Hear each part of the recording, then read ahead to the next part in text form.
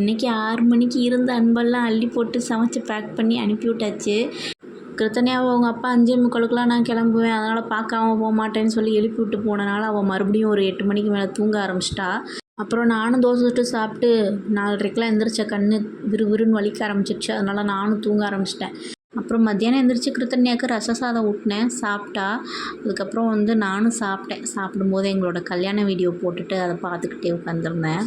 என்னமோ கல்யாண வீடியோ பார்க்கையில் ஏதோ காமெடி ஃபிலிம் பார்க்குற மாதிரி சிரிப்பாக வந்துடும். சிரிச்சிட்டே உட்காந்து பார்த்துட்ருந்தேன்.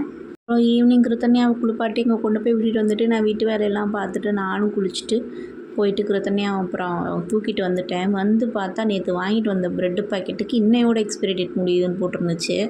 அப்புறம் அதில் பாதியை டோஸ்ட் பண்ணி அங்கே மாமனார் வந்தாங்க, அவங்கள்ட்ட கொடுத்து விட்டுட்டு நான் எனக்கு சாண்ட்விச் பண்ணி சாப்பிட்டேன் நைட்டுக்கு. எனக்கு யூஸ்வலாக பாத்திரம்லாம் கழுவி போட்ட பிறகு சமைக்கவே பிடிக்காது. இன்றைக்கி ஆசையோடு செஞ்சனால அடையாளம் இல்லாமல் தொடச்சி போட்டு படுத்தாச்சு.